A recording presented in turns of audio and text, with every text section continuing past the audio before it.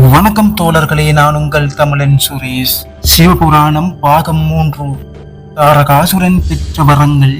தாரகாசுரன் சிவபெருமானிடம், நான் இந்த பூவுலகில் தோன்றும் உயிர்கள் மற்றும் எவராலும் அழியாமல் இருக்கும் சாகா வரத்தை தந்தால் அடியேனின் உள்ளம் குளிரும் என தன் மாய வார்த்தைகளால் அசுரனான தாரகாசுரன் சிவபெருமானிடம் கேட்டான்.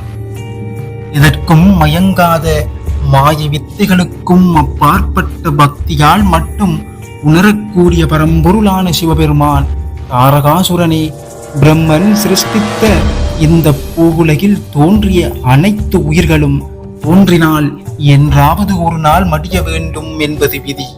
இதுவே பிரம்மன் படைத்த உலகில் இயற்கையில் நியதி. இதற்கு நானும் அடிபணிவேன். வரத்தினை விட்டு வேறு வரத்தினை கேள் என்று கருணாமூர்த்தியான சிவபெருமான் கூறினார்.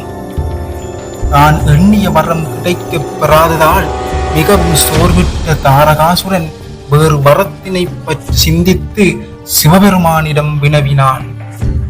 குல வேறுபாடு இன்றி யாவருக்கும் காட்சி அளிக்கும் பரம்பொருளான சிவபெருமானிடம், என்னுடைய அந்திமா முடிவு என்பது தங்களின் புத்திரர்களால் மட்டுமே இருக்க வேண்டும் பெருமானே, இதுவே அடியேனின் விருப்பம் என்று தாரகாசுரன் கூறினான்.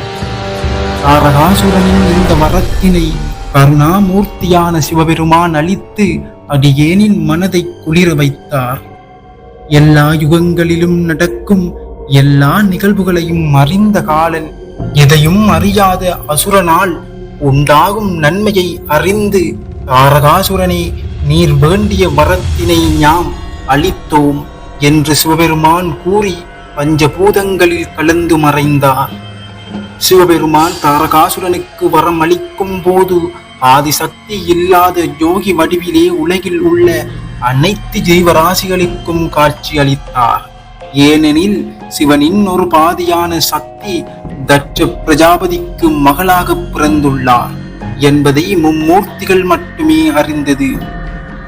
ஒரு சமயம் படைக்கும் கடவுளான பிரம்மனின் மகனாக தட்சன் செருக்கு மற்றும் ஆணவத்தினால் உலகம் மட்டுமல்லாமல் உலகிலும் உள்ள தேவர்கள், முனிவர்கள் மற்றும் மானிட பிறவிகள் யாவையும் என் ஆணைக்கு கட்டுப்பட்டு நடக்க வேண்டும் என்னும் பேராசை கொண்டு பிரம்மாவிடம் அதற்கான வழி ஏதும் உண்டோ என வினவினார்.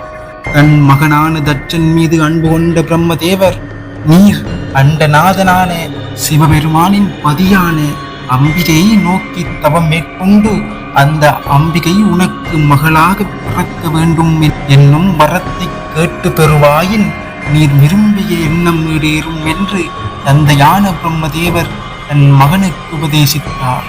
உபதேசம் பெற்று தட்சனுக்கு, அம்பிகை எனக்கு மகனாக பிறப்பெடுத்தால் உலகும் என் ஆணைக்கு கட்டுப்படுவார்கள் என்று பேராசை உண்டாயிற்று.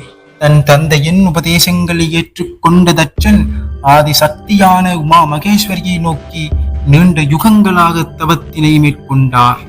இத்தவத்தின் பலனாக அண்டத்தை ஆளும் பரம்பொருளின் ஒரு பாதியான அம்பிகை தட்சனின் தவத்தால் மனம் மகிழ்ந்து பிரஜாபதியான தட்சனுக்கு காட்சி அளித்தார். அம்பிகையை கண்ட தட்சன் தான் செய்த தவத்தினால் இன்று வரை அனுபவித்த இன்னல்கள் யாவும் நீங்கி நான் சிறப்படைந்தேன் தேவி என்று தன் மற்றற்ற மகிழ்ச்சியை அம்பிகையிடம் கூறி தன் அகம் மகிழ்ந்தான் தட்சன். கருணாமூர்த்தியின் இல்லத்தாளான பரம்பொருளின் ஒரு பாதியான அம்பிகை, நீர் வேண்டும் வரத்தினை கேள் என்று கூறினாள். பிரஜாபதியான தட்சன், அம்பிகையே மூவுலகில் உள்ள தேவர்கள், முனிவர்கள் மற்றும் மானிடர்கள் யாவரும் என் ஆணை கட்டுப்பட்டு நடக்க வேண்டும் என்றும், அது மட்டுமல்லாமல் அம்பிகையே தாங்கள் எனக்கு மகளாக பிறக்க வேண்டும் என்னும் வரத்தினை வேண்டினான். ஆயுள்ளம் கொண்ட அம்பிகை தனது பக்தரின் வேண்டுதலுக்கு இணங்கி தட்சன் கேட்ட வரத்தினை தந்து அருள் பாலித்தாள். மேலும் நீர் நல்வழி விட்டு விலகும் தருவாயில் உண்டாயில் நீர் பெற்ற வரமே உனது அழிவிற்கான பாதையாகிவிடும் என்று கூறி அம்பிகை மறைந்தார். மனம் மகிழ்ந்த தட்சன் ஒரு பேராசை நிறுவி சமபுரி என்னும் நாட்டை ஆண்டு வந்தான். தட்சனுக்கு பிறந்த புதல்விகளில் ஒரு புத்திரியே அம்பிகையின் அம்சமுள்ள சதிதேவி ஆவாள். சிவனிடம் பெற்ற வரத்தால் மனம் மகிழ்ந்த தாரகாசுரன் யோகியாக இருக்கும் சிவபெருமானுக்கு எப்போதும் வாரிசுகள் பிறக்கப் போவது இல்லை என்றும் நான் சாகாவரம் பெற்றேன் என்றும் எள்ளி நகையாடினான். இந்நாளில் சிவனின் மீது ஏற்பட்ட வன்மம் காரணமாக தன் மகளான சதியை சிவனுக்கு மனமுடித்து தர மறுத்த தட்சன் தன் தந்தையான பிரம்மதேவரிடம் இதற்கான தீர்வை அளிக்குமாறு வேண்டி நின்றான். பிரம்மதேவர், நீர் செய்த தவத்தால் தான் இன்றும் அம்பிகையே உனக்கு மகளாக பிறந்துள்ளார் என்றும் தன் மகனுக்கு நிகழ்ந்த பழைய நிகழ்வுகளை நினைவுபடுத்தினார் பிரம்மதேவர்.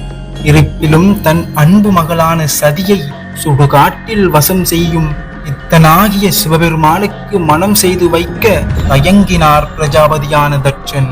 தன் தந்தையின் அறிவுரைகளை திருப்தி அடையாத தட்ச பிரஜாபதி தன் நாட்டிற்கு திரும்பினார். அங்கு சதி சிவனை மனமுடிப்பதற்காக விரதங்கள் மேற்கொண்டாள்.